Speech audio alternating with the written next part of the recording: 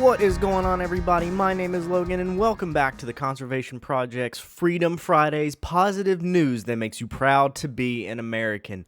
I'm looking forward to this one. I enjoy this series so much. I love getting to break away from things, and if you noticed, yesterday I didn't upload a numbered episode.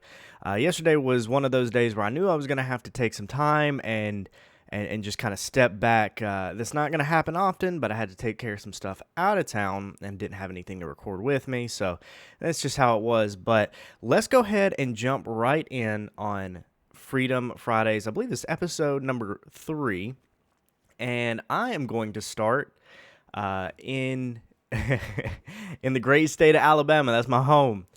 And this is titled, Lifeguards Carry 95-Year-Old to the Beach Every Day for 1 week so she can enjoy her vacation. And this is a group of lifeguards who were photographed carrying this 95-year-old woman across an Alabama beach.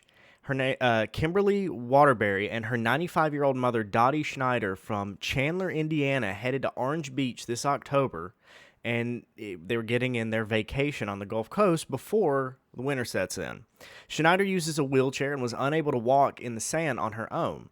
The Beach Safety Division in the city of Orange Beach went above and beyond after a guard initially spotted her daughter trying to help her onto the beach unsuccessfully. The guard came up, offered a ride on the beach patrol vehicle, and she accepted. And then the guard gave her the field number office, and they called every morning to let the guards know that they were ready to go to the beach. And this group of lifeguards every morning would roll up as soon as they'd call. It was 3 to 4 guys, and they would come and pick her up, and they were, you can look this up, they were literally carrying her. They would carry her to her seat. This was quoted from from Brett Lessinger, the Beach Safety Division chief in the city of Orange Beach. He told Fox News in the past when they'd gone to the beach, she couldn't get to the beachfront. They had to sit by the pool deck. Being able to put her feet in the sand and seeing the waves crash on the shore, I think it made all the difference. Man, it's beautiful. If you go and look up Orange Beach Surf Rescue on Facebook, they actually have pictures and the guys' names and all sorts of stuff, and they got a little snippet of the story itself. It's beautiful. Waterbury said, "We are forever indebted to the guys with the Orange Beach Surf Rescue. They made my mother feel special. She was not made to feel like she was just a burden on anybody." Lessinger added, the team of lifeguards said that they view the service they provided for Schneider as just another day at the office. Many of us have grandparents, and I think one of those things where they felt sort of special about it because it reminded them of a grandparent. And it's true. I absolutely get that, and I love that this came out of Alabama. That makes me proud personally. All right, so let's move on to Virginia. So this is a Virginia-based driving rehabilitation program, and it specifically helps veterans and wounded warriors get back on the road. It's the Driver Rehabilitation Center of Excellence. It helps anyone who is injured or physically challenged, and they say now that it's not just wounded veterans. So originally, a veteran who was severely injured in Afghanistan teamed up with his occupational therapist and his driving rehab specialist to help people with disabilities get back into the driver's seat. This Marine veteran, his name is Josh Heeman, and Tammy Phipps developed the DRCE in 2016, and it was the first national driving rehabilitation program that offered a full suite of services for people who were injured, physically challenged, you name it. So this duo met at the Walter Reed National Military Center in Bethesda, Maryland. Phipps had just developed the first and only driver rehab program in the DoD, the Department of Defense. One of her patients was Heeman, who was left paralyzed from the waist down after his vehicle drove over an IED during the last month of his deployment in 2009. He said, during my time in the hospital, one of their things was, what can I go back to do in society again? They told me that I had the ability to drive, but the problem was trying to put the whole package together. He recalled thinking, okay, I have the capability of driving, but how do I find the type of vehicle? How do I know about all the things that are available for people with my disability to drive? And on top of that, figuring out the Veteran Affairs paperwork proved to be very distressing.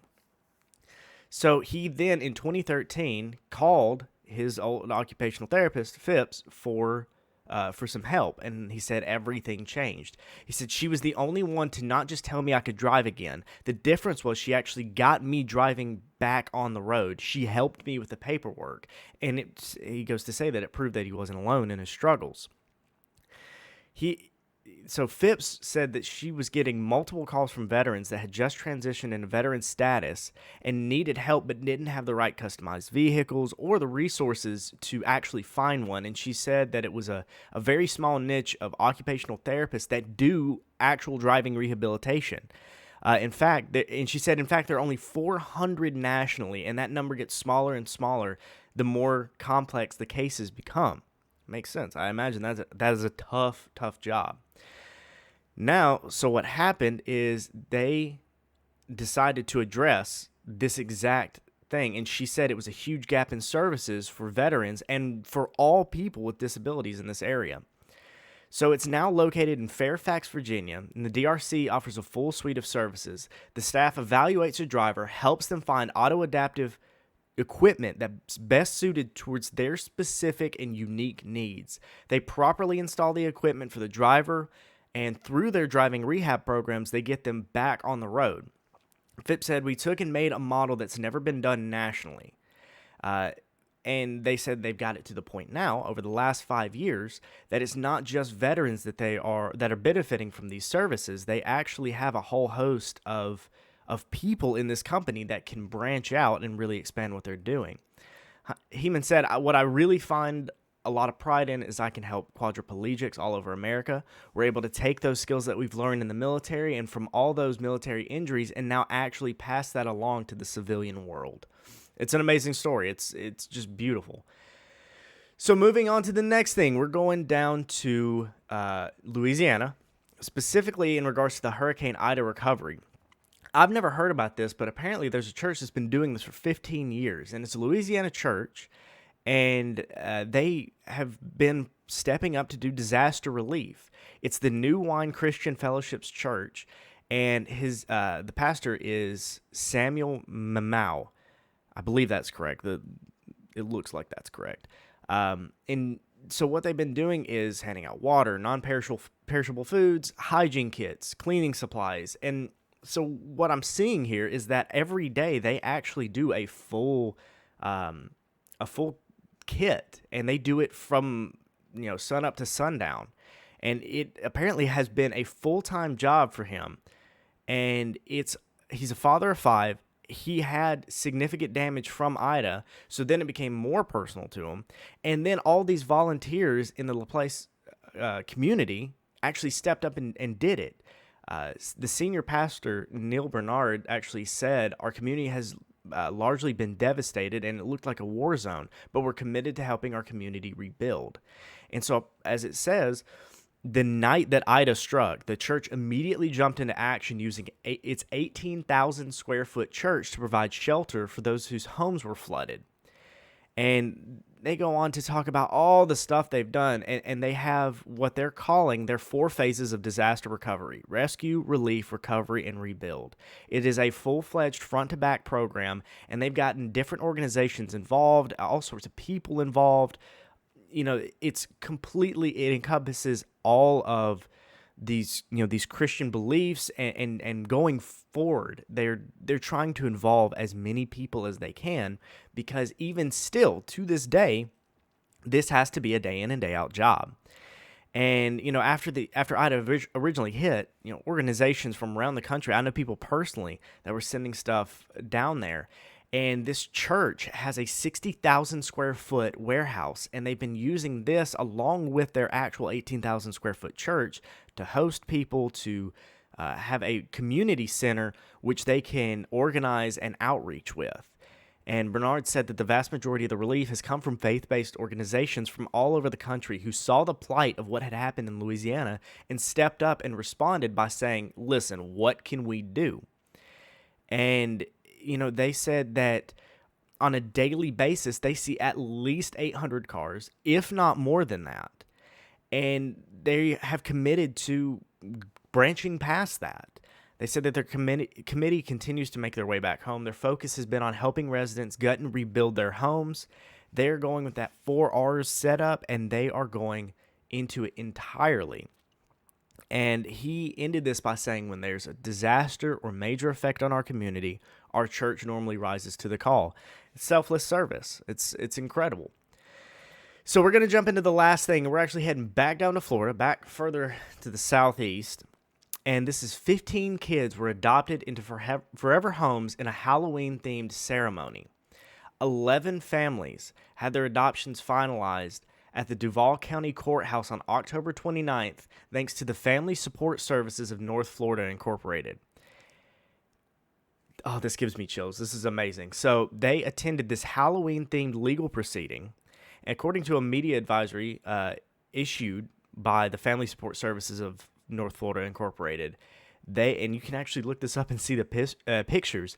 There was festive decor all around the courtroom, Halloween banners, spider webs, eyeball balloons, paper mache jack-o'-lanterns, candy buckets, cutouts, and all this. But it was designed to be lighthearted and kid-themed. It was nothing scary or anything like that. And it shows pictures of like this one little girl, Shyla. She's 8, and she was in a police officer costume along her 2 brothers who were given the title of honorary bailiff for the day.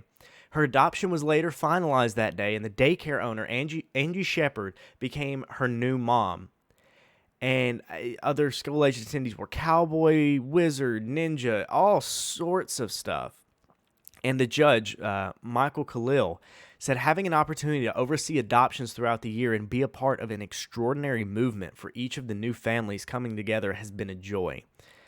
So many children look forward to this time of year specifically because of all the holiday events they can participate in. He added that, I hope we've been able to bring that same level of happiness to the 15 children and 11 families we brought together to today's Home for Halloween event. And it turned into this huge thing. He said, as an adoptive parent myself, Jen Patton, the CEO of the Family Support Services, said, as an adoptive parent myself, I know how impactful this day was for both the children and their forever families. Everyone present will cherish these moments for years to come. But that's it. That's some of the top news from today and well, from this last week.